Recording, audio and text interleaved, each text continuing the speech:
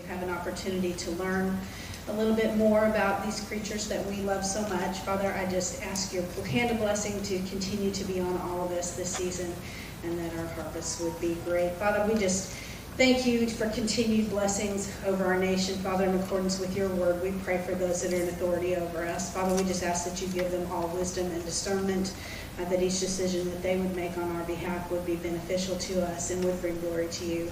Father, we just ask your protection over our first responders and those that are serving in the military. Put hedge of protection around those individuals as they perform their duties and bring them home safely to their families. Father, in all things we give you praise, honor, and glory in Jesus' name. Amen. Amen. Would you join me in the pledge? Salute, pledge. I pledge allegiance to the flag of the United States of America and to the republic for which it stands, one nation, under God, indivisible, with liberty and justice for all. Thank you. You can be seated. I don't know why this bear is here, but I'm tripping over him. No, he's fine. We're just going to pretend he's here for a minute. Although we all know that's not quite here. So, how many new guests? Is this your first time that you have attended one of our meetings? Right there, sir. Would you stand up and introduce yourself? That'll take you open your mouth. My name is Jose Imanes. Okay. And where are you from? And how many hives do you have? As soon as I find yours, I will have one. That's Bajagnu for those who don't know. Would you like to stand and introduce yourself? Hi, my name is Susan. Here, I'm going to give you the microphone. I think you win the Came the Farthest award today. Hi, my name is Cooper. And where did you come from? Craig. Craig. And how many beehives do you have? I think we have 29. That's a lot. That's great. And you came to the Bee Buzz? Yeah. Yes. Very good. Welcome. We're glad you're here. Who else? Yeah, did you have Mexican food already, or are you going after? There's a gentleman there in the pink shirt, Lori. Okay. The salmon shirt guy right there. My name is Stephen Rather. I'm from Locust Grove, Oklahoma. Great. Welcome. Do you currently have bees? No, I'm just starting. Okay. Very good. We've come to the right place. Have you attended a class yet? Yeah, I went to the last one in February. Great. Wonderful. Who else? Over here. I don't normally work with him, but I'm doing it tonight. That's okay. Hi, I'm Robert Jockman. My grandmother and I came from Chelsea. This is our second year doing it, and we are at 11 colonies right now. Wow, that's fantastic. Everybody over wintered well? No. No, yeah. I think we've all had that. Oh, yeah. All right. Lori's getting her steps tonight. I am. I gotta get in shape. It's bee keeping season. I'm Kendall Mellows Jr. This is my dad. My name is Bill Dean. I'm from Manford. I have 2 hives. Great. Welcome. Anybody else? All right. Hey, Lori, left. While you're there. All right. Cash Stevenson, southeast of Mounds, about 20 miles, just way out in the country, and got 3 hives. Fantastic. Welcome. We're glad you're here. So Bill he didn't say it, but he's been mentored by Lloyd Ziegler. Oh, very good. He lived out there. Very good. Lots of us in the week. Nina Madison, Chelsea, Oklahoma, and we're getting started on hives this year. Great. And did you go to the class? I did. Great. Wonderful. Anybody else? Well, thank you guys for coming. We're glad to have you. So, we wanted to give a Bee Buzz update. Who all attended the big Bee Buzz? I did. It's okay. Who all had a really great time? We did too. It was a very successful Bee Buzz. Registration is always last minute. Right around 125. Registration around 125. Well done. Very good. And Aubrey, stand up. Yes. Y'all, Aubrey Leahy does the most amazing job every year. She has some help, but she does a lot of the work on her own for our auction, and our auction brought in $2,862. That's huge.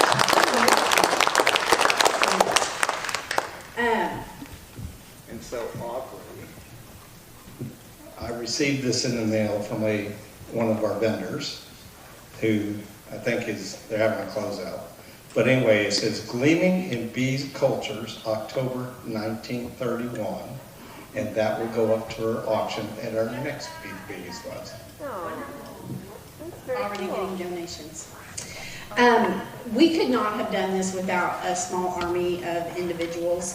If you helped us on the Bee Buzz, would you please stand so we can recognize you? Ashley does such an amazing job with our table decorations, with the big balloon arch thing that we always get. That's all Ashley. She does some amazing things. Of course, Mike, Lisa, Flunkies, no, Katrina.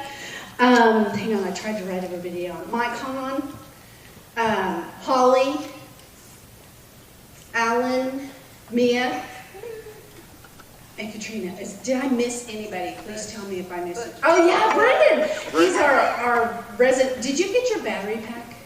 Yes. Good, okay, good. He did video all of our presenters. What are we gonna do with those?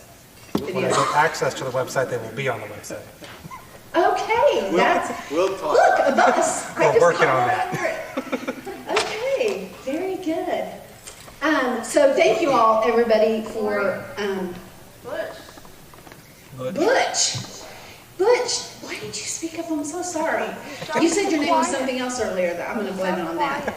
Butch does all of our little, is it skiff? Skips. Our little keychains, the little bees that you saw all over everywhere. He did all of that. A lot of raffle stuff too.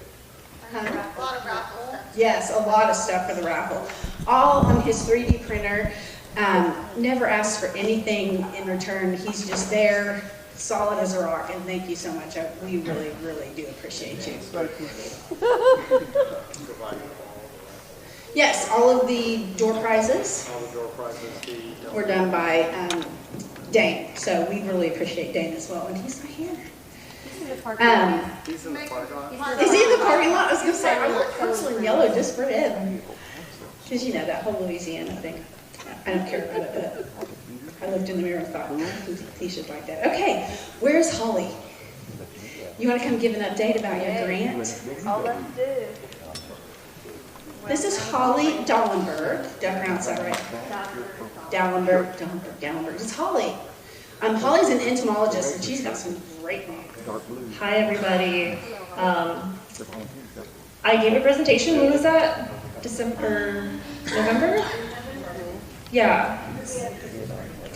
Right. So, over the winter break, I had written a grant to SARE, which is a sustainable agriculture research extension, and it was awarded. Yay! So it is for a 2-year study, and it is a $20,000 grant. Yeah, and so that will be me sampling overwintered colonies and swarm colonies and sending that off to a lab for viral analysis, which should give us 21 different data points per colony. So we're looking at our Oklahoma bees to see what they have, what they're resistant to, and comparing it with as many other variables as possible. So my overwintered bees, I'd be looking at the queens because I'm assuming swarms are probably old queens, right? So I'm looking to catch at least 12 swarms throughout the area, which last year I caught 13. So I think I can do it, building swarm traps. So that is the study. I'll have a field day in June to talk about a lot of this stuff at the farm, at the refuge, and then I have someone helping me this project. She's been a volunteer at John 316 for about a year and a half working bees with me. So I'm always looking for volunteers if anyone wants to come out and hang out. yes, it's very exciting. I should be able to do this 2 years, and then I will have a good set of data for everyone. So thank you. How can we help? I don't know. Well, I'm trying to get swarms, but I get everyone wants swarms. But I have swarm traps that I'm setting up. Okay. And so I'm just trying to get 12. I'm not trying to get like 50. Limited, but yeah, being able to catch those. Okay. And look at that. And just, if you all tell me what you see out here, there, you know, there's an issue nationwide with bee disease. And so, or if you have a really hardy stock, that would be a really interesting thing to look at. What kind of viruses or really old colonies, maybe? Yep. I think we know a few people who might have some of those. Cool. So Thank you. fantastic. Thank you. An alcohol wash, so I think a half cup. So I'm trying to do that once. Holly, is there a specific geographical area you're trying to? I'm kind of in Tulsa. Tulsa Metro? Midtown area. Okay. So, or like West Tulsa, St. Anthony's. Great. Is Broken Arrow too far away? It's a little bit of a drive, but bees are welcome to be brought out to the farm. That's what I was doing. Oh, yeah, thank you.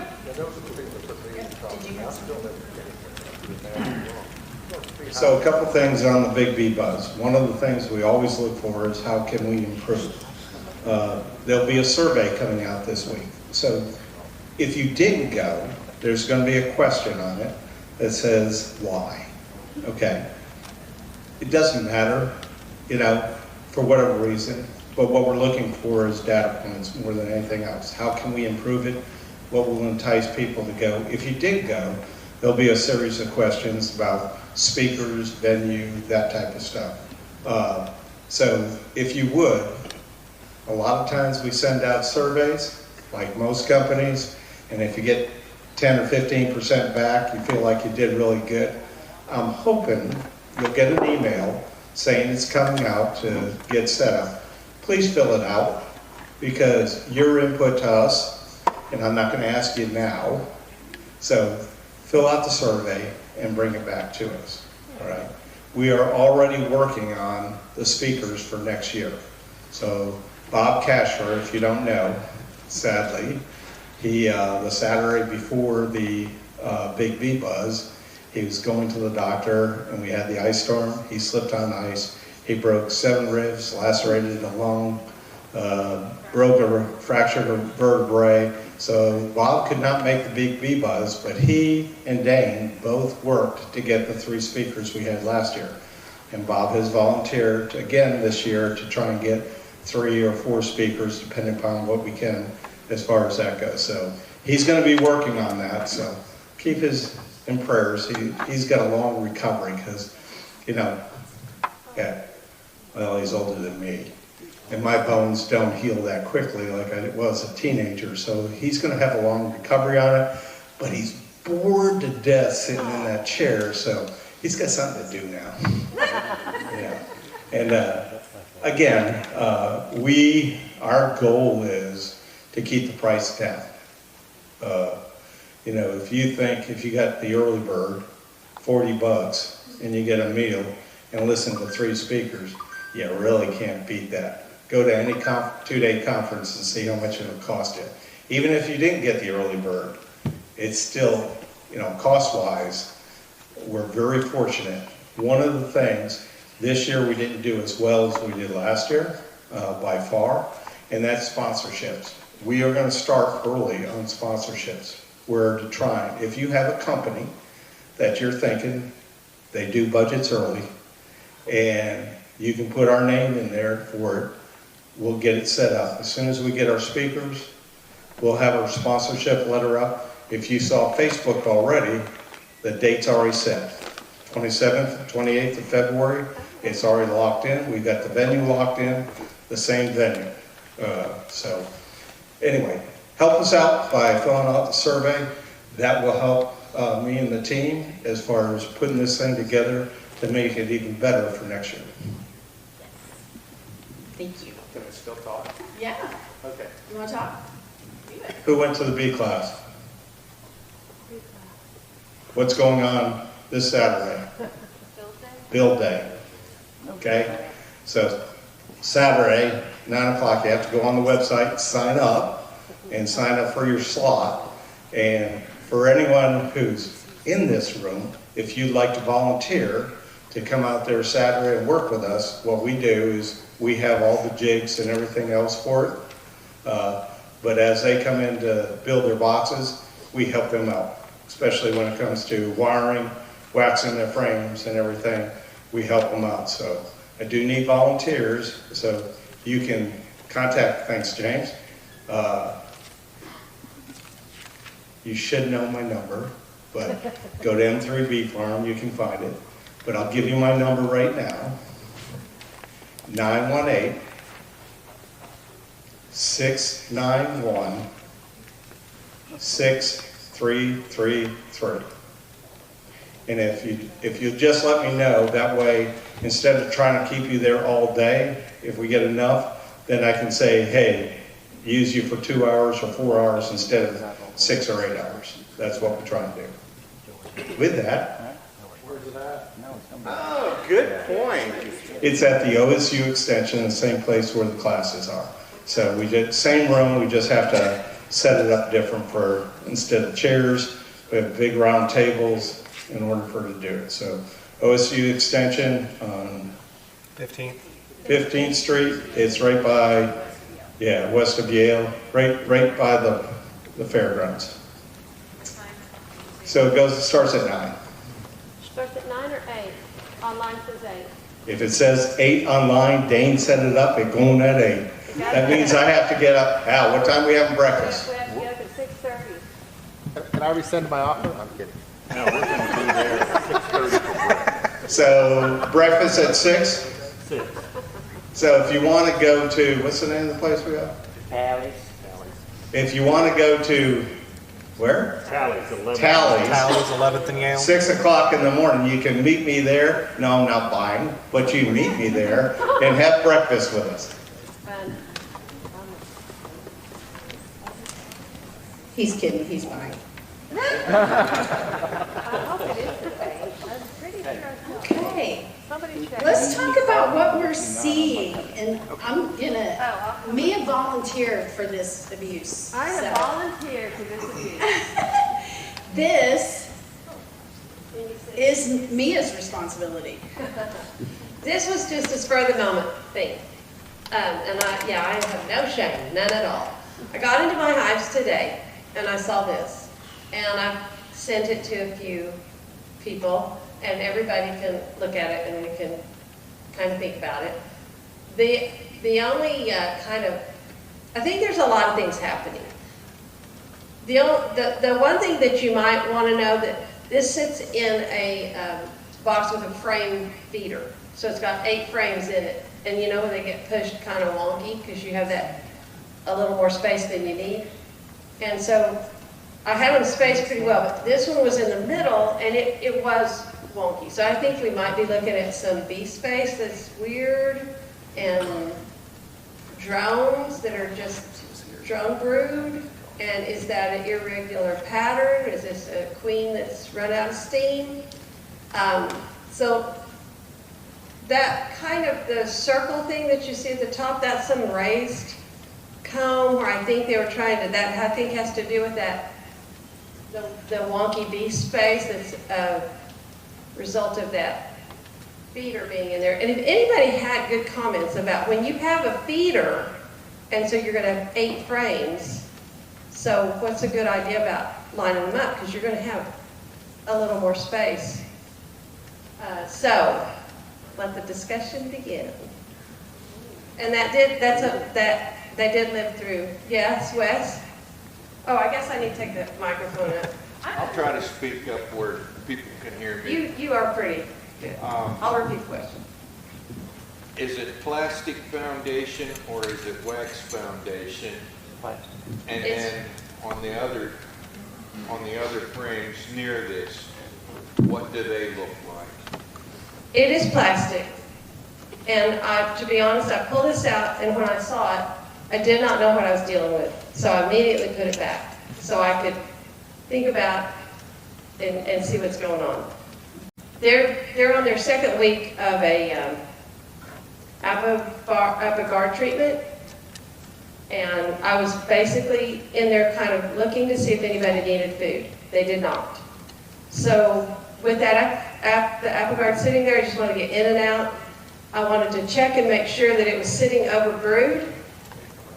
You know, that if I had to, because as I understand it, that apple guard is best if it's over brood. Is that right? Somebody nod their head. Is that right? So that was my main thing. I was just checking because I was checking to make sure that that mite treatment was sitting over the brood. That was my main point. And once I saw that, I'm like, okay, let's regroup. Because I'm a beginner beekeeper. So when I see something that I don't know what it is, I've learned the hard way, just stop for a minute and think about it. So, what else? Okay, my seasoned beekeepers, I want to Yeah. know What's your happening thoughts here? are on the queen. What do we think's going on with her? Queen? Not enough information. Not enough Not enough information to information. know if it's a queen issue. Because I'd have to open up and look underneath it. So you got a situation where you have a violation of bee space. Okay. And when you have first of all, when you put a feeder in there, depending on which brand you use, they're all different. Right. When you have those 8 frames left, you need to find a way of spacing them equally. And just like if you don't have a spacer that's Right. made for honey supers, and you want to run 9, instead of 10, Right. they're all going to be the same. So you're just cheating it a little bit. Yeah, you just Yeah. cheat it a little bit to make sure that you do that. Okay. That's my personal opinion and from my experience, but I don't use frame feeders anymore, but I went to buckets.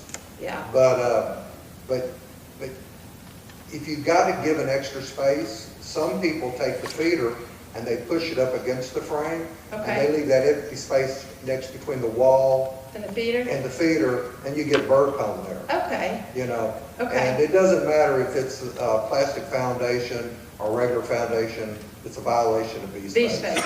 And because of that, you don't know, I can't tell from that picture because of the amount of bees on it. It'd been more helpful if you'd shook them off.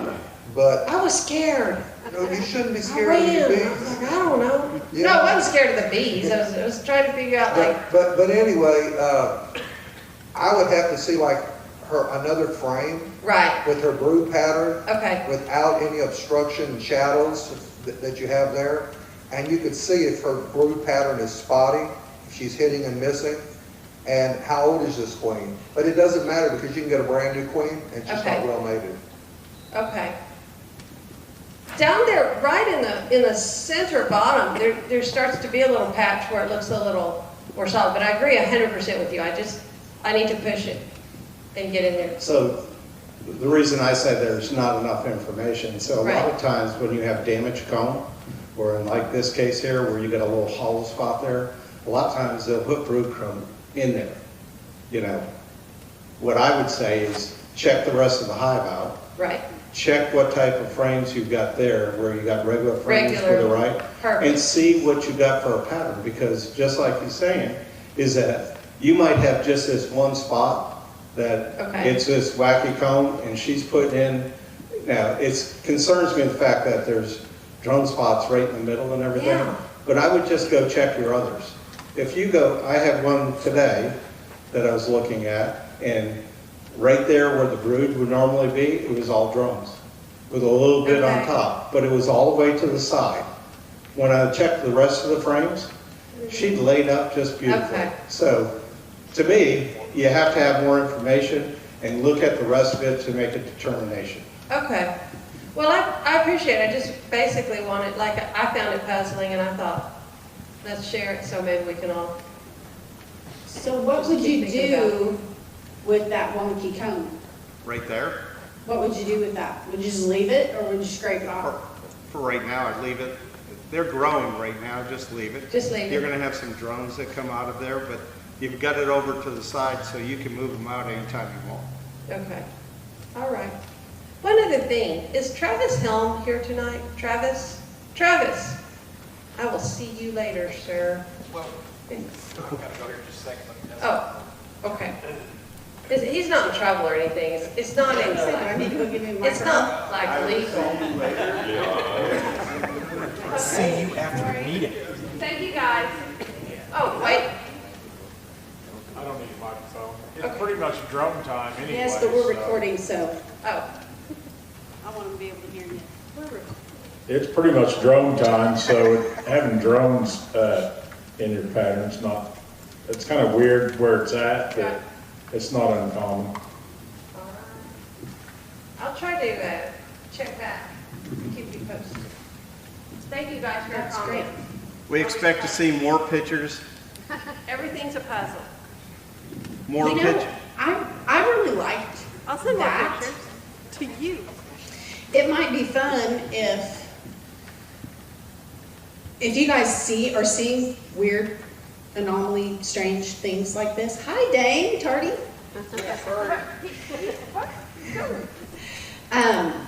Send me a picture, but don't send it small because that's like 600 magnification. Send me a good picture.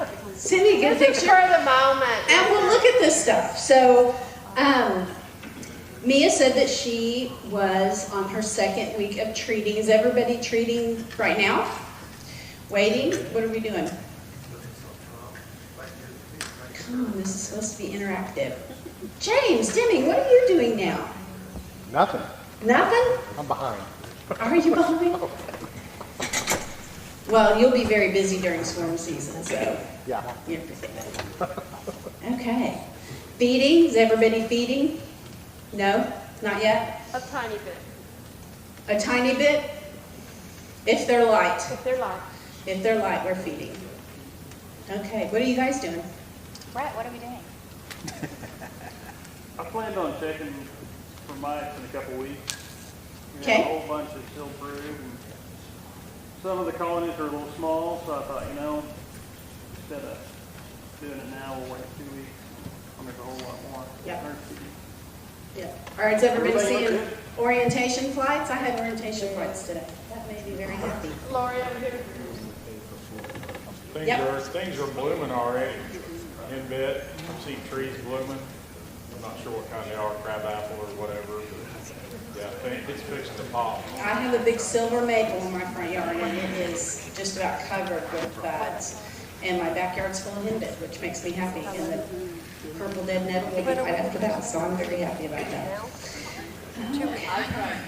Somewhere in there. I always try to slide. Sugar water. Uh-huh. There'll be a week when they're fall down. Right, they won't take it. But it's starting. Did you go to the bee bus? One of the things they said, if they have an alternative to your sugar water, they're not gonna take it.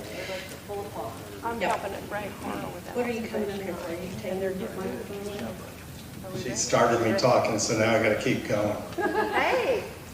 So this past weekend, I went to the Oklahoma State Beekeepers Meeting. So what they do there is all the different clubs like ours around the state, members come in and they have a meeting. And so we had one speaker there that I think was very good. And so I'll talk to Lori, he's out of St. Louis, see if we can't get him down here. He does things a little bit different, but that's okay. He did pretty good there. One of the things the state is doing is they're trying to get a beekeeper's license plate, just like the butterfly people, beekeepers. And once they get it set up, which they're very, very close, is they need 200 people to sign up for it. Once they get 200, then it becomes a license plate, but they want initially 200. So what you do is you pay for it, you don't get your license plate, but until you get 200, and they're gonna go straight from, like you'll be number 001 or whatever the case may be, and then it'll go up for there. So this year, they're expected to be able to get that through, and so that's coming out. I'll get some more information about it, but it'll be on their website, the Oklahoma State Beekeepers website. So for those of you who like, I've got my Marine Corps, sorry, I can't do away with that one, but you never know. But that's coming out right now, so. They got two different things. They have certain criteria They're bringing it to a graphic design person to meet all the parameters that they have to have.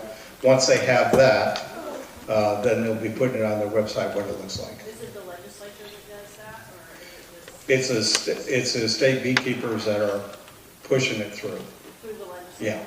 Yeah, to get a license plate. So we might have a beekeeper's license plate within the near future. I will try to find out that legislation. You Nope. know, Oh, you'll have to answer this question. what's the question? Is the class Saturday closed? Is the what? Is the class Saturday closed?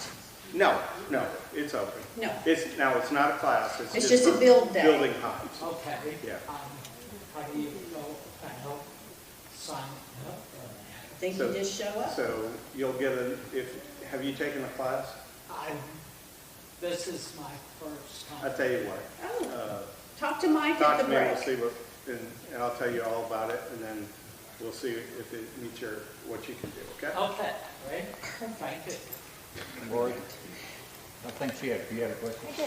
Will you put the license plate stuff on Facebook where it kind of reminds me to do Yeah, it? I'll do that. Yeah, that's what I was gonna Once say. I was I'll gonna give it try to to Lori, look once up I get the. the information and they get what it is, then we'll put it on Facebook and where to go and everything else. Once they get the 200, then you'll end up going to your motor vehicle too, just like any other. Personalize it or whatever. Personalized, whatever. Yep. Thank you. How much will the license plate be? Just have to get your motor vehicle. A vanity plate is $20 on top of, Is it 25? Is that what you said? I think it's 20 on top of, On top of whatever your registration fees are. Yeah, if that's going through the legislature, I'm gonna try to find out who the author. now if you want a of the bill is. personalized plate, it's even, Right. Cowboy Blake Stevens was actually a beekeeper at one time. I'm kind of surprised he wasn't one of the ones that was trying to put that through. And it may have been a bill from last time. But I'll try to get some additional information on that and put it on the Facebook page so we can do what we can to get that pushed through, because that's super cool. Okay. All right. Do we have anything business wise? No? Okay, well, let's take a quick break. I'm kind of excited about our speaker. He has come from Oklahoma City, yeah? Oklahoma City. So we want to make sure we're respectful of his time, but let's take about a 10-minute break. If you have not participated or bought your tickets for the raffle, Bob and Kathy are handling that. And we will sell until people are not buying anymore, within reason. And then we'll do our drawing, and then we'll be back and we'll hear from our speaker. Hello, sir. Doing all right? All right. Okay.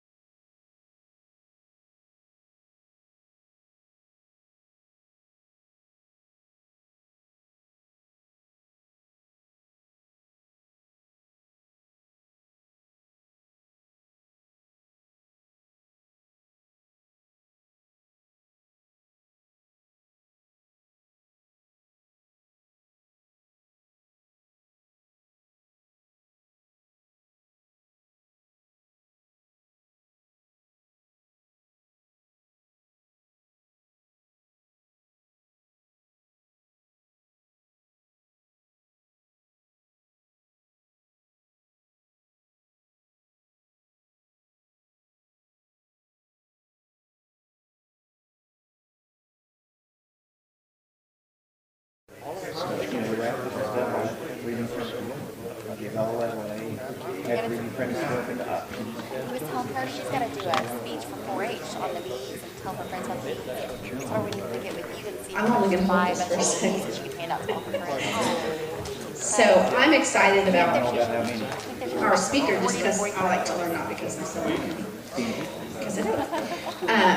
because our speaker tonight is from the Oklahoma Department of Agriculture, and he is going to tell us about updates and how the Homemade Food Freedom Act and the Honey Sales Act, which I didn't know until tonight was two different things. So Justin McConaghy, I did it, okay. All right, thank you. So yeah, I'm from Oklahoma Department of Agriculture. My primary job is actually a produce safety rule, so it's a federal law, but we do the outreach, education, and inspection for it here in Oklahoma, and FDA pays us for that. But I'm also in charge of these Homemade Food Freedom Act, and some of you probably have seen this before, most of it before. I've changed it a little bit. I think it was maybe 2 years ago when I did this presentation. So since then, not a whole lot has changed, just very, very little. But it sounds like a lot of you are new also, so be some new information. So which law? I'm going to go in detail over both these laws. But the Homemade Food Freedom Act was passed in 2021. Its jurisdiction is under the Oklahoma Department of Agriculture, Food and Forestry, so that's why it's Title II of Oklahoma statutes. The Honey Sales Act actually passed in 2013. In fact, I've been told it was the very first cottage food law we had in Oklahoma. That same year that we had the Home Baking Act that passed. But that jurisdiction is under the State Department of Health. So if you have any very detailed questions about the Honey Sales Act, you should probably call the Department of Health, not me. But since the Homemade Food Freedom Act actually did a slight tweak of that law as well, so that's why I talk about it quite a bit. So for the Homemade Food Freedom Act, like I said, passed in 2021, it replaced the Home Bakery Act of 2013. So whatever we had before with that Home Bakery Act, none of it matters anymore. It was completely overridden. And then that law also made a slight tweak to that Honey Sales Act. And like I said, so the Honey Sales Act is Title 63. It's a completely different part of law. It's under health department's regulation, not ours. So the Homemade Food Freedom Act has a limit of $75,000 of gross annual sales, not profit, just sales. Must be made in your home, hence the word homemade. It is, you must follow the labeling requirements. And if you are making a time or temperature control for safety food, you must take a food handler class. A time or temperature control for safety food is something that is not shelf stable. So it requires refrigeration or maybe even heat or whatever to keep it safe and prevent the growth of microorganisms that can make us sick, like E. coli, Salmonella, Listeria. So what foods can be sold under the Homemade Food Freedom Act? So pretty much anything except for what's on this list. So no alcoholic beverages, basically nothing containing alcohol, period. No unpasteurized or raw milk products. If you have your own dairy, then you need to have your dairy inspected by our dairy inspectors and be licensed through them. No cannabis or marijuana products. That includes anything from hemp plant. And it also cannot contain any kind of seafood, whether freshwater or saltwater, fish or shellfish. No meat or meat byproducts, and as defined by the Federal Meat Inspection Act. And no poultry or poultry byproducts as defined by the Poultry Inspection Act. The reason being for that, both those laws are under USDA jurisdiction. We cannot allow you to make an uninspected meat product because that would violate federal law and would result in us basically losing our meat inspection program. However, I do want to make a point. A lot of people think poultry and eggs are, the eggs are poultry products. They're not, because they are under the Egg Inspection Act. So that is another federal law. So since that is not an outlawed thing, you can still use eggs, which is great because, you know, it's hard to bake a lot of things without using eggs, right? So yeah, it's definitely needed. So the time or temperature control for safety foods, like I said, that is foods that require time or temperature control to limit the growth of microorganisms of public health significance.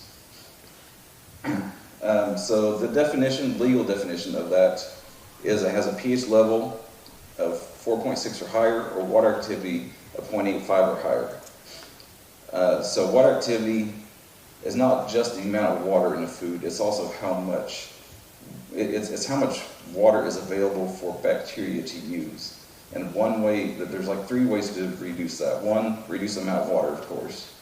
2, add more salt. Or 3, add sugar. Any of those things will reduce the availability of that water to bacteria. Honey, I looked up, is typically of a pH of 3.2 to 4.5 and a water activity of 0.5 to 6.65. So it's under both of those. So it is not a time or temperature control for safety food. However, if you were to make a time temperature control for safety food, you must take the food handler course and keep your certificate. The law mentions Serve Safe Food Handler course, but we also have OSU has developed a class for us, and there's actually going to be one here in Tulsa on Wednesday I'm going to be teaching, but it's too late to register for it if you want to get into it. But there will be others. They're listed on our website, and you can sign up for them there. So where can the different kinds of foods be sold? So a non-time or temperature control, so that would be honey. You can sell directly to consumer, sell over the internet or phone, through markets, fairs, retail, and third-party sales and delivery. So you can sell it to basically a grocery store and they can resell it. If it's a time or temperature control for safety food, you can only sell and deliver that directly to the consumer. It cannot go through a third party. And if you were to sell through a third-party vendor, there must be a placard on display where that food is displayed that has this statement on it. Remember, this is just for Homemade Food Freedom Act, so this is like basically any kind of food. It's not strictly honey. Yeah, you have a question? Yeah. Does it have to be a placard, or can it be on the label? So the label has to have that first sentence on it, which I'm going to talk about showing in a little bit. The placard has to have both sentences, so you have to have both. Okay. Yeah. So yeah, labels must be at least 10-point size font or larger. And on that label, you must have your name, your phone number, the physical address where the product was made. So Homemade Food Freedom Act, that means your home address. It cannot be a P.O. box because you didn't make the food at the post office. It has to be your home address. The description of the food, so that's just your title of the food. And then the ingredients going from most to least. And it says proportion. FDA says by weight. This law said proportion. So if you're not measuring by weight, if you're going by cups, tablespoons, teaspoons, just go in that order. Then you must have a statement of any of the 9 major allergens that are in the food. So those are milk, eggs, nuts, soy, wheat, fish, shellfish, and sesame. That's the new one. That one was added about a year ago. And then, yes, you must have this legal statement on the label as well that informs the consumer that it was produced in a private residence. They are exempt from any government licensing and inspection.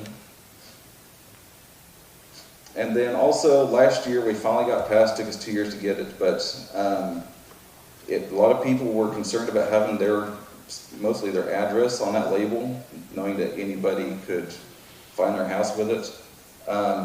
And so we finally got the law passed to where there's now an option. So you can continue to do it the old way, or you can do an option of registering with us for $15 with an annual renewal, and that number can be used to replace your name, phone number, and address. So the labels, they must be attached to the package if packaged. And with honey, I would hope it's packaged. But there are some other options like bulk containers or something just not packaged at all. For those options, there must be a placard or sign with all that same information. and then also have cards that you can take with them. And if you are selling online, then you must have all that same information on your website. Now, if you're just using the internet for just advertising, you're not actually making a sale there, then no, I don't expect to see your contact information, everything on there. But if you are making that sale, then yes, by law, you should have to have all the information listed. So here's an example label. So we have our product description, our list of ingredients, and even listing out sub-ingredients, because there are things hiding within the ingredients, right? And sometimes we have people that are allergic to some of those things that might be hiding in the sub-ingredients. So we want to make sure we list it all out. Then we have our major allergen statement. So it's very simple. Just say contains and what those major allergens are that are in there. Our business name, it could be either personal name or your business name, address, phone number, and legal statement. Now here is that registration option, so all the same things, but we replace the contact information with that registration number. And the last 4 digits of that registration number is actually based on the month and year that you registered. That way we know when you registered, and it's kind of like a reminder that, oh, I need to renew that number, because it's supposed to be a once-a-year renewal. The only reason being is that if you happen to move or change your number, we need to know how to find you. And that's the only thing we could think of to be able to keep track of that. So this law says that for complaints, for violations, first we must have a complaint. I can't just go visit the farmer's market and say, you didn't do this right, and write you a ticket. That doesn't happen. First I have to have a complaint. And then 2, then I have to investigate it. And then we'll send you a warning letter. If you don't comply with the warning letter, I get more complaints, then we may go to a fine. But the things that can be complained upon are, did you complete your food safety training? Did you sell more than $75,000 a year? Are you in compliance with labeling? Which that is the biggest thing that I have to police is labels. That's why I try to teach how to do labels. Because I don't have to do compliance on it. Our delivery requirements, are you selling it where you're allowed to sell it? If there are any illnesses, then that's the job of the health department to investigate those. Okay, now the Honey Sales Act. This is what most of y'all are probably interested in. So, honey sales, limited to 500 gallons a year. Hives must be located in-state and owned and managed by the beekeeper. Must be raw, cannot be blended with any other ingredients. It can be sold in either liquid, solid, or combination or honeycomb form. And what changed in 2021 with Homemade Food Freedom Act is that it now allows you to ship in retail. Previously, it was just a direct to consumer, mostly through farmers markets, where they come out to your farm or roadside stand kind of thing. But now you can sell still direct to the consumer, but you can sell online, you can ship it, you can go retail.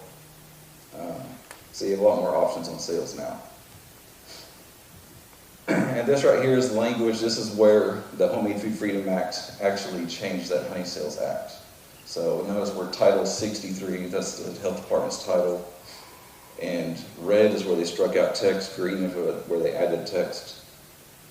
So basically says, yeah, you can sell pretty much anywhere. But yeah, the main thing is it added, you can add shipping and retail establishments. So the labeling for Honey Sales Act is a little bit different. So you still have the product name. You add the net weight of honey. Homemade Food Freedom Act doesn't require a weight or a size, but with honey it requires net weight. And then once again, beekeeper's name, phone number, address. Now it says the address of the facility where it's made. It does not say it has to be your home. So Homemade Food Freedom Act is for food made in your home. Honey is made for just wherever you produce your honey. I never raised bees, I've never done that myself, but I would imagine it would be one big sticky mess if you tried to do this in your kitchen. The legal statement on honey that's different than the legal statement for the Homemade Food Freedom Act, and a lot of people get those two confused. And I see a lot of people, there used to be a completely different statement for the Home Baking Act. A lot of people are still trying to use that statement. It's like, no, you need to update to the new law. And then once again, 10-point font or greater. So that comes down to which law should we be using? Well, the Honey Sales Act, once again, in-state honey. You can sell honey or honeycomb, no added ingredients. So just straight honey, completely raw honey, and it's not licensed. You're limited to 500 gallons, right? So as long as you can fit in that bucket, use that law. However, the Homemade Food Freedom Act, remember, it didn't outlaw honey itself. It outlawed cannabis, alcohol, and meat, and unpasteurized milk. So technically, you could still produce a honey product under that law as well. However, it has to be made in your home. Where it opens things up is the ingredients don't have to be in-state, and you can add other ingredients. So if you want to make a honey flavor, cinnamon flavored honey, then you could do something like that with that law. Just remember that labeling is different. And then the health department manufacturing license. So once again, that's always been the case. If you have a large commercial facility that can be licensed by the health department, your first year is going to be $850 to get licensed, and then every year after that, I think it's $325. But that allows you to sell more places. You can even sell out of state.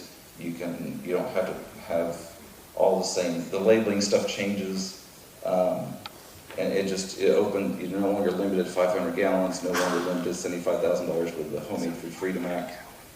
So it gives you more options. Okay, some other information that you should probably need to know if you're going to be a cottage food producer. And all these laws I'm talking about, except for that licensed health department code, are considered cottage food laws. So first of all, cottage food producers, these are state laws. Every state has their own cottage food law, and they're all different. And when you cross state lines, now you're into federal territory, because you're in interstate commerce. So that means that you're under FDA territory.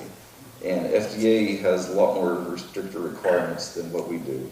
And we don't believe there's any way that a home-produced food could meet their requirements.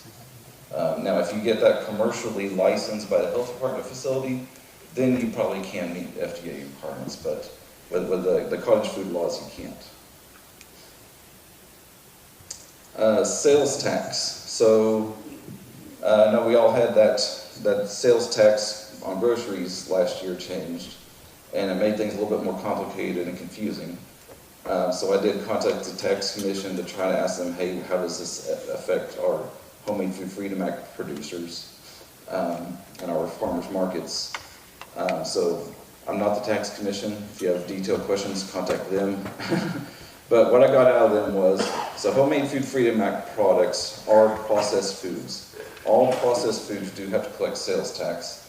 And since if you are the producer and you are selling it to the consumer, then you have to collect the full rate, state plus local tax.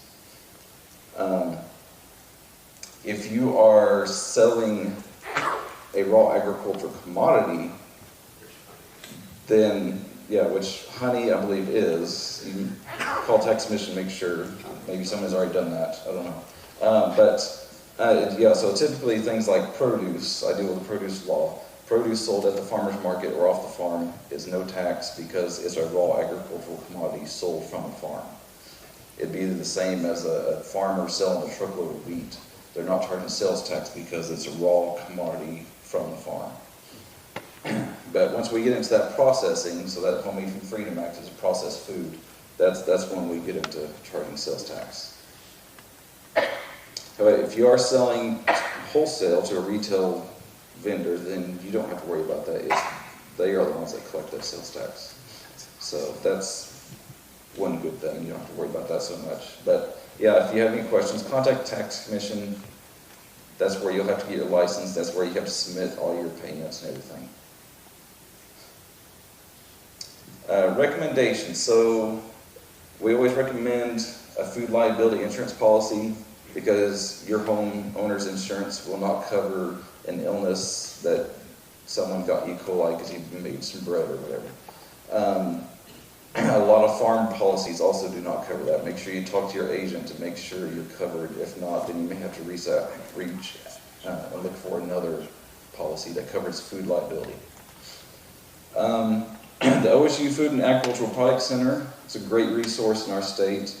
They help people that want to produce a food or ag product figure out how to make it, upscale it, and get it to market. I work with them a lot. They help teach our classes, both our produce safety class and our homemade food freedom act class. It's a great resource to our state. It's in Stillwater on campus, and they have a lot of experts that can help you with navigating all these laws, even federal laws, and getting into the grocery stores. The Small Business Development Centers, they can also help you a little bit, navigating laws and figure out what you might need to do. And then the Career Tech Business Centers, also another good resource. It may depend on which career tech you're dealing with. Not all of them have the same things that they offer. But if you're looking for a commercial kitchen that you want to rent because you don't want to spend hundreds of thousands of dollars building one, well, some career tech centers do have kitchens that you can rent and get licensed. There's also some shared kitchens scattered around. In Tulsa, you have Kitchen 66 that you can buy time, rent time at that kitchen and produce your product and do it under license to be able to get to those bigger markets. Okay, so we have questions on any of this.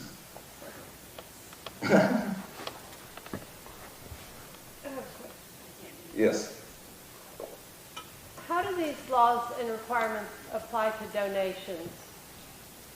Are you selling that donation? No. Right. So. Specifically the honey law. Yeah, where do you want to donate it? Established food pantries. Okay.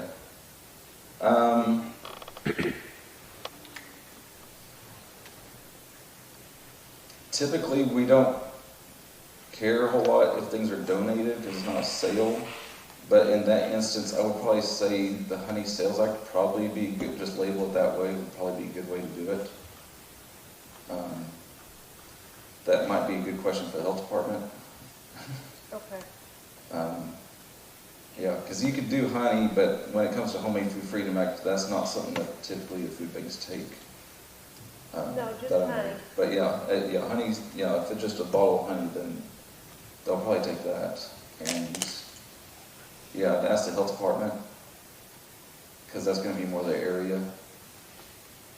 But I would think that Honey Sales Act label would be sufficient. That's what Yeah. That label would probably be sufficient. Yeah. Okay. Thank you. Yeah. Sorry. So I'm a very small honey producer. I mean, most honey I've ever made was 2 gallons in a year. I give my honey away to friends and family. Do I need to comply with labeling requirements when I'm just giving it away?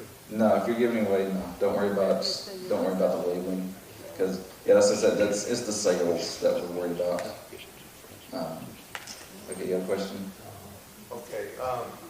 My question is, several people have talked about this. The wording, it says adulterated honey. If you adulterate it, because you were saying you could add cinnamon to honey, but some of us do what's called a cream honey, where you actually, if you're doing it correctly to make it stable, you've got to heat it, to pasteurize it, to kill the yeast that's in it, so it doesn't ferment. And then you drop the temperature, you control the crystals, but that's just cream honey. It's still honey, but you control the crystals. But other people are adding like cinnamon, lemon, other things to it to flavor it. So is that considered adulterated, and because that it is being heated, and it's also had stuff added to it, which would be different than infusing regular honey, where is it going to fall? That's a great question. So, using the word adulterated means two different things. In the honey world, it means you're basically just adding something to it, right? Correct. Or in the food regulation world, that means it's something that's poisonous and it needs to be off the market immediately. so that means two different things. In your situation like that, either you could do it under like a health department license with a commercial kitchen, or like I said, the Homemade Food Freedom Act doesn't say you can't use honey, so you could add flavorings and things to honey under Homemade Food Freedom Act. But the Honey Sales Act, the way I read it, it says raw honey, not adulterated, not blended with any other things. But it can be liquid, it can be solid, or a combination of that. So Well, let me give a follow-up. Yeah. Because now, out in Payne County, I got two places that want my honey, but they wanted the flavored creamed honey.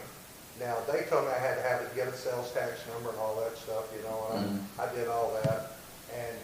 But when I turn in my sales tax, the sales tax commission say, no, it's agriculture, and they tell me, no, I don't know anything. So I don't know where I fall, you know, but I'm doing what I'm supposed to do.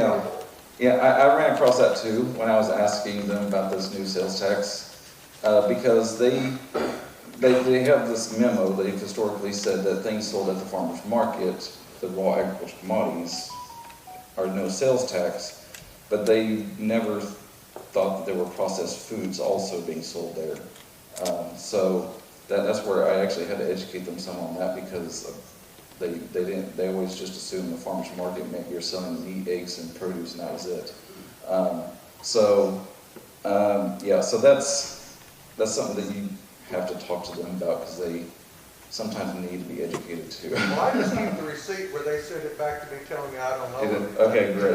Yeah, that's fine. That's up to them. It's not a lot of money anyway. Yeah. I'll go ahead with a question.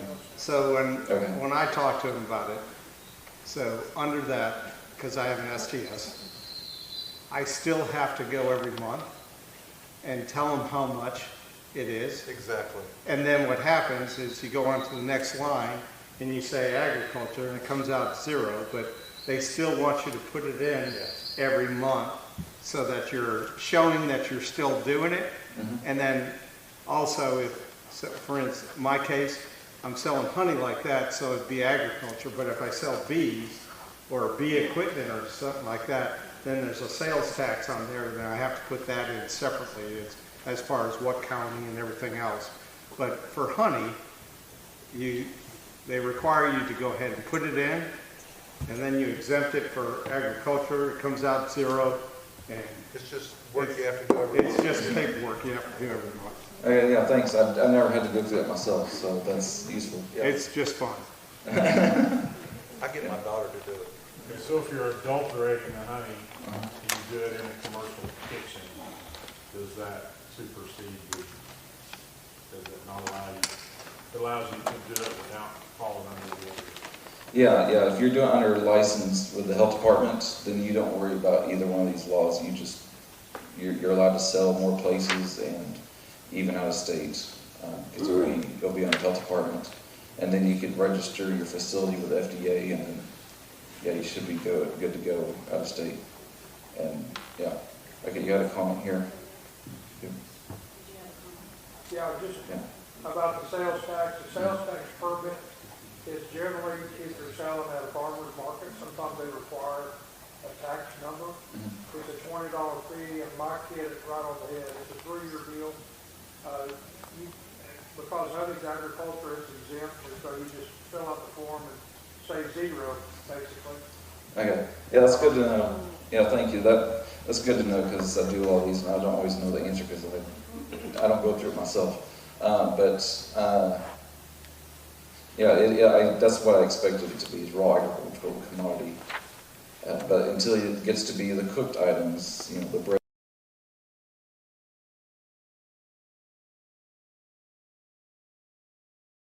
Yeah. A lot of the farmers markets have gone with some of it's Cherokee Nation, some of it's, I think, government run, but I think they call it SNAP program, or where they allow people to buy goods, and I think honey's usually involved in it. How does that fall under these? As long as USDA or the nation or whoever is running that program says you can buy this food, then yeah, that's totally fine. Of course, you have to have a way of collecting that, so that's why a lot of times the market will have a certain point where you swipe your card and they give you coins or whatever to go buy that food, and then all the accounting is done after the market. But that's, and I know it varies depending on which program it is, because you have the SNAP benefits, you have WIC, and you have the tribal nations also, and sometimes on some of those programs they can buy certain things, on others they can't, and so it requires someone that knows what they're doing. That's why it's good for that market manager to kind of run that kind of thing.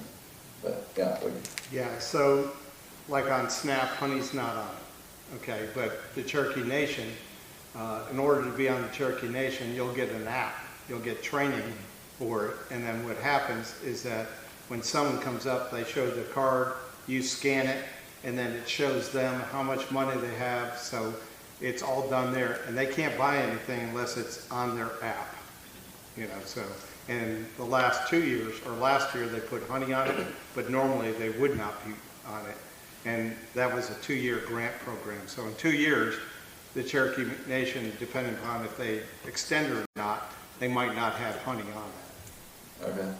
The tribal programs, the first one I knew about was Chickasaw, and back then they had checks, they had $5 checks that they could go, and the farmers struggled with that because, you just bought $3 worth of tomatoes, here, let me give you something extra to make up for that $5, and so I knew that was kind of a struggle, but yeah, the new card thing, definitely a better system. It probably cost them more money, and I know they get that money, at least most of it, from the federal government, so that's why there is some kind of restriction to it. Yeah. So back to Malcolm. As soon as I add something to that honey, does that change it from an agricultural product to a food product, like he adds cinnamon, or you add some other flavor? Yeah, I would say so, yeah, because it's processed, you've added something to it. Yeah. So it's no longer agricultural? It's now processed food. Push back here. Okay, on the place cards, do you need them for raw honey too, or just once you, like baked goods and stuff? The 2 cent place cards. For selling at retail? This little sign at retail? Okay, so that's only for the Homemade Food Freedom Act. So the Honey Sales Act doesn't say anything about that, but it says you can sell at retail. So as long as you have your label under Honey Sales Act, then you're good. Yeah, that's a good question. So playing off of that, unless I wasn't really paying attention, I just thought I was. So the Honey Sales Act, the change says you can sell online, correct? Yes, it says online shipping and retail. Okay, and then you said that the manufacturer, the one that you get from the health department, says you can sell it out of state. So does the Honey Sales Act not allow me to sell out of state if I'm selling it online? No, you shouldn't be selling out of state. You can ship in state, but not out of state. Yeah, because that gets into federal territory. But that's interstate commerce. Now, will FDA do anything about it? Yeah. You can gift out of state, though, as long as you're not taking money. Say that again? Can you gift your honey out of state as long as you're not taking money, like shipping it? Oh, yeah, if you have friends and family you want to give it to, that's fine. Yeah, there was,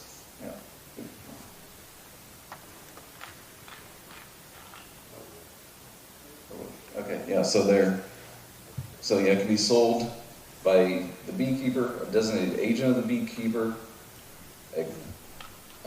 online, by an employee of the beekeeper, distributed by a carrier, so it'd be like the Postal Service or EPS or whatever, parcel delivery service, to the end user, or to a vendor or retail establishment. So that's all. I think that's pretty much everything I can think of. Yeah. Okay, a question here. Now, I'm gonna be honest, I've got somebody that's from out of state that comes and buys buckets of honey from me. And so I'm selling it in state. Mhm. Now, when he takes it back to Missouri, that's his problem, right? Yep, that's his problem. Okay. Yeah. And if he's buying buckets of honey, I imagine he's probably rebottling it or something, right? Yeah.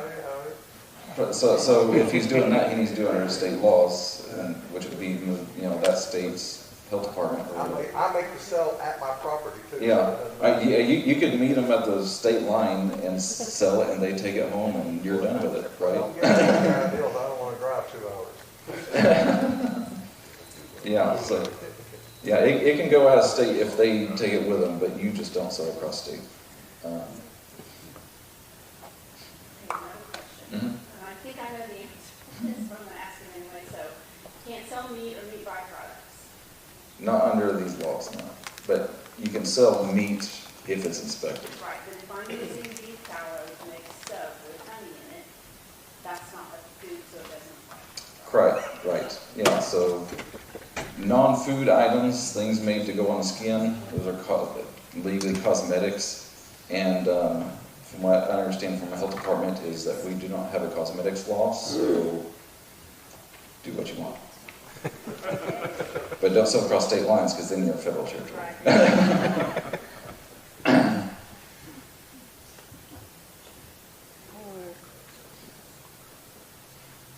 And so one thing that I've been getting these questions, a few of these questions lately. So we added this new, the registration for Homemade Food Freedom Act, and people ask, hey, can we use that for Honey Sales Act too?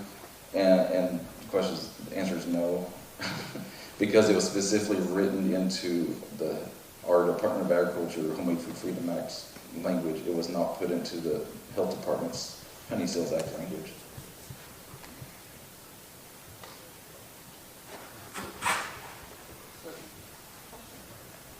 Okay.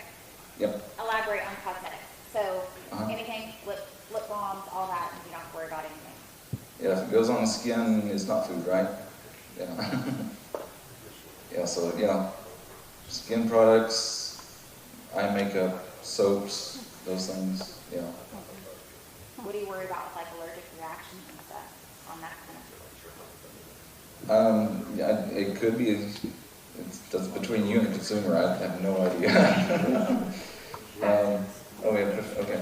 I was just going to say, if you're doing that and you're selling them, then you're going to want to get insurance for that business.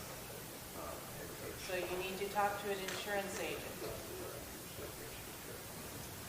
And there are several around who do beekeeping operations and know about that stuff, so ask around. Thank you.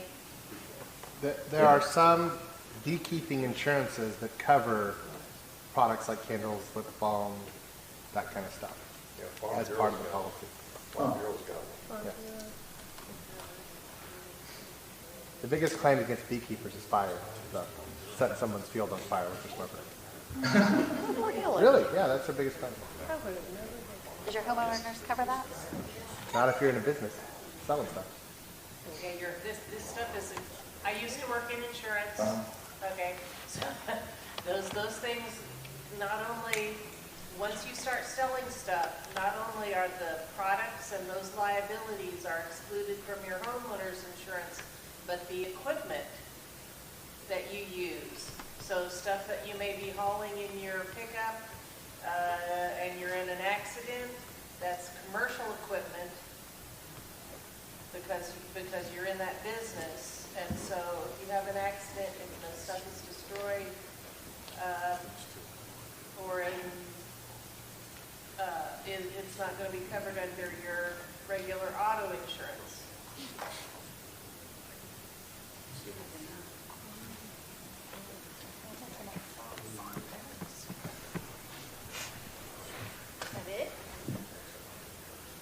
One other question back here. Oh, we got more questions. So if I'm a consumer, can I use that registration info to find all the same info it plays on the label? That is a great question. Can you repeat? Okay, so you asked, if you're a consumer, can you basically do a records request to figure out what that registration number, where their address is? Answer is yes. Apparently, the state cannot protect your address and phone number from an open records request. They can protect, what was it? Legal told me it was, I think, your birthday, social security number, and email address. Your phone number, birth date, if there's any, I don't know if it requires a social security number, but that would be protected. You're not going to believe this. Oh, it's in What, we have a lawyer in I have place? a copy of the Records Act in the car. Okay. But yeah, I asked our legal and they said, yeah, it's not protected. Someone could ask for it. Yeah. That's why it's required on the label.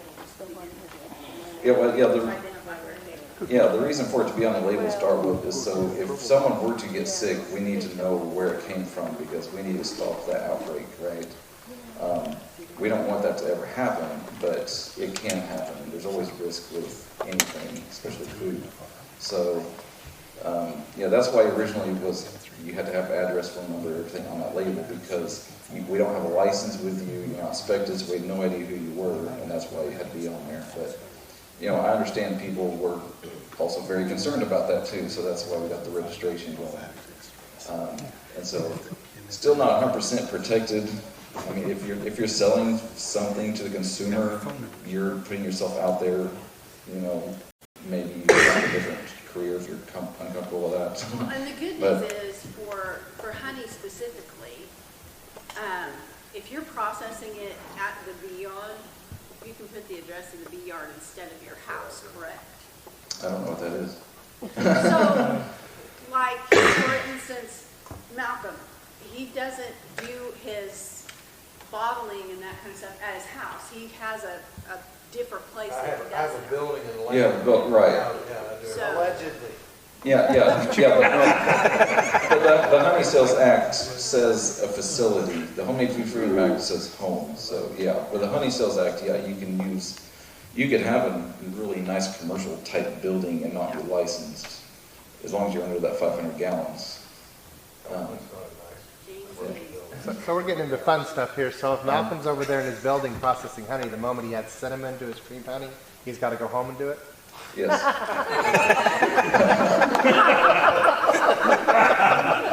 Still a little bit on it. Or you can get it licensed. Right. Well, sometimes my wife lets me sleep over there because, I guess I got Bill that comes there, so I guess it's my home. Well My done. man. Yeah. Just sort of like an example on store-bought or bottles of honey. The state, something you can't get an infant beyond a certain age honey. If you add that to your label, does that kind of put you in a process of liability? So yeah, the statement. So FDA does require you put that statement that do not feed to infants or something like that.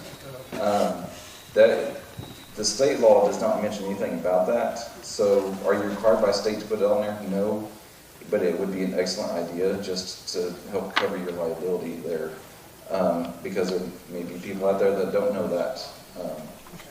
But yeah, that's the reason. I don't know if anybody know the reason for that. Botulism. Botulism, right? Yeah, so for an infant, that tiny bit of botulism that could be in that honey could be fatal, or at least paralytic. For adults, it's such a small dose, it's not a big deal, but for infant, it's a big deal. Yeah. The state laws still say that to sell honey in a retail, it only has to be 10% real honey. That's been the misnomer for years.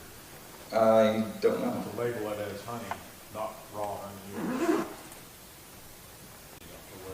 Yeah, I'm not aware of that. But I'm guessing it's probably a food code thing, because there are certain definitions of different legal definitions of foods. The Honey Sales Act doesn't mention anything about that. It says raw, so it'd have to be 100% honey under that law. But But in a retail outlet, In like a- Walmart or, you know, Yeah, I'm pretty sure the law says it only has to be 10% real honey. And you Yeah. still call it honey? You can call it honey. Not You honey can't call it sauce? raw honey or 100%. I thought they had to do, sauce or something like that, I yeah, thought they had to have honey sauce. yeah. Sauce. Yeah. I think she's right. Not Yeah, honey. and they would have to list the ingredients too, so corn syrup or whatever would be in the ingredients. You would think. I think the law's pretty vague. But that would, We produce honey, and it's a honey blend that's half part high fructose, part honey, and it's like 51% honey, 49% high fructose, used for Mexican restaurants. So it's referred to as a blend instead of pure honey. Right. yeah, that probably goes to FDA definition. Falls 'Cause- under the FDA, it's sold in a retail supermarket. Yeah, see, most of those You're foods right are, about the blended, but if you're gonna label it just honey, it has to be 100% honey according to the FDA. yeah. But if it's gonna be something like honey and corn syrup, it has to say blended. Blended. And just think of all those consumers that think it's blended with other types of honey. Like bourbon, you know, or. It's not, it's There was a I percentage. think it's like 51, 49%, something like that. It's just cheapening it up to the high fructose. Yeah, FDA has, Read the label carefully and actually study the label to find out where your honey's coming from. yeah, FDA has strict definitions on certain things. Yeah, so there's strict legal definitions for certain words, and then there's some that are just completely left out. I would imagine honey probably does have a definition. Like the word natural is not defined by law, but the word organic is, and if you use that illegally, then USDA can come after you. So yeah, there's certain things that mean absolutely nothing on the label. There's marketing words, and then some are very much restricted. And you're right, nobody knows anything about them.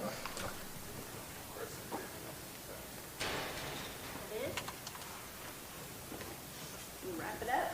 Okay. Thank you. Thank you. And speaking of labels, David Merrill just told me that Blue Sky Bee Supply has their labels for half off. 15, not 50. You think we'd call them and get them to say 50? No. 15 's still good. We have a table here. We'll make you free fact sheets from OSU. Great. And business cards and some brochures about produce. If you grow produce and want to sell produce, I'm your guy there too.